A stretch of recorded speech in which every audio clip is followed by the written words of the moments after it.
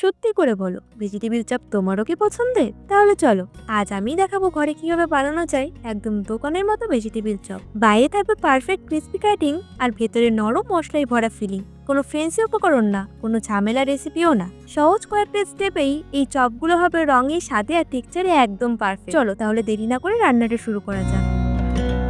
প্রথমে খালি কড়াইতে 1 চামচ জিরে, 1 চামচ ধনে আর 2টো গোলমরিচকে হালকা ড্রাই রোস্ট করে নেব। এই ভাজা মশলার গন্ধটাই কিন্তু মন ভরিয়ে দেয়। মশলাগুলোকে হালকা ভেজে নিয়ে হামানদিস্তা দিয়ে গুঁড়ো করে নিতে হবে। এই মশলাটাই কিন্তু স্বাদের আসল রহস্য। এবার কিছু কাঁচা বাদাম কড়াইতে নাড়িয়ে চাড়িয়ে ভেজে নেব। বাদাম কিন্তু গরম থাকতে নরম থাকে, পরে নামানোর পর ঠান্ডা হলে শক্ত হয়ে যায়। এরপর কড়াইতে দিয়ে দেবো অল্প সাদা তেল। তেল গরম হলে তাতে দিয়ে দেবো শুকনো লঙ্কা ফোড়ন। এরপর কড়াইতে দিয়ে দেবো গ্রেট করে রাখা বড় সাইজের একটা গাজর আর একটা গ্রেট করে রাখা বিট, 2টো কাঁচা লঙ্কা চেরা আর সামান্য লবণ দিয়ে বিট গাজরগুলোকে একটু ভালো করে ভেজে নেব।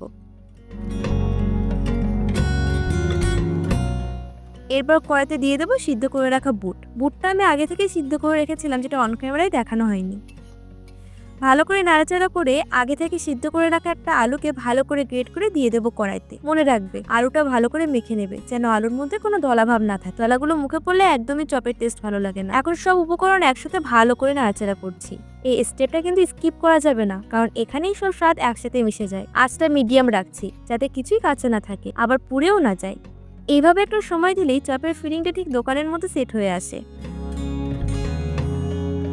শেষে ভেজে রাখা বাদাম দিয়ে আর সামান্য চিনি দিয়ে নাড়িয়ে চাড়িয়ে নামিয়ে নিলে ভেজিটেবিল চপের পুর তৈরি। এখানে বেশি চিনি দিলে চলবে না, শুধু স্বাদটা ব্যালেন্স করার জন্য অল্প একটু। বাদামের হালকা ক্রাঞ্চ ভেতর থেকে একটা সুন্দর টেক্সচার এনে দেয়। এরপর অন্য একটি পাত্রে 4 চামচ কর্নফ্লাওয়ার আর সামান্য জল দিয়ে হালকা একটা ব্যাটার তৈরি করে নেব। খুব বেশি পাতলা করবে না, এরকম মিডিয়াম ঘনত্ব থাকলেই হবে। এরপর হাতে পুরটা নিয়ে এরকম একটু লম্বাটে শেপ দিয়ে নেব। তোমরা চাইলে গোল গোল বলের মতো শেপ রাখতেও পারো, কারণ এখানেই ঠিক হয় চপটা বাইরে থেকে কতটা ক্রিস্পি হবে। এবার এটাকে কর্নফ্লাওয়ারের মিশ্রণে ডুবিয়ে তুলে নিয়ে বিস্কুটের গুঁড়োর চারি সাইডে ভালো করে লাগিয়ে একটা কোট করে নেব।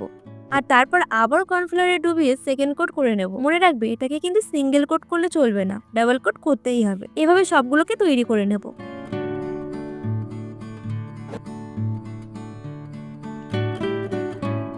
এরপর একটি কড়াইতে সাদা তেল গরম করে নেব, কিন্তু খুব বেশি গরম করব না। এখন চপগুলো ধীরে ধীরে ফ্রাই করছি। এই সময় তাড়াহুড়ো করা যাবে না। এখন চপগুলো ধীরে ধীরে ফ্রাই করছি, কারণ ধীরে ফ্রাই হলে বাইরেটা সমানভাবে ক্রিস্পি হয়। এক পাশ ভালোভাবে সেট হলে তখনই উল্টে দিচ্ছি। তেলটা মাঝারি গরম রেখেছি, খুব বেশি গরম হলে রং তাড়াতাড়ি ধরে যাবে, কিন্তু ভেতরটা ঠিক মতো গরম হবে না। এভাবে উল্টে পাল্টে ফ্রাই করলে চপের গায়ে সুন্দর সোনালি রং আসে। দেখতে দেখতে ক্রাম্পস গুলো শক্ত হয়ে যাচ্ছে আর ভেতরের ফিলিংটা ধীরে ধীরে সেট হচ্ছে। এই স্টেপটা ভেজিটেবল চপের সব থেকে গুরুত্বপূর্ণ অংশ। দেখতেই বুঝতে পারছো রংটা একদম পারফেক্ট সোনালি। অতিরিক্ত তেল ছড়িয়ে এভাবে প্লেটে সুন্দর করে সাজিয়ে দিচ্ছি। বাইরে ক্রিস্পি, ভেতরে নরম, ভেজিটেবিল চপ একদম রেডি। দেখা হচ্ছে নেক্সট ভিডিওতে। এখনকার মতো টাটা।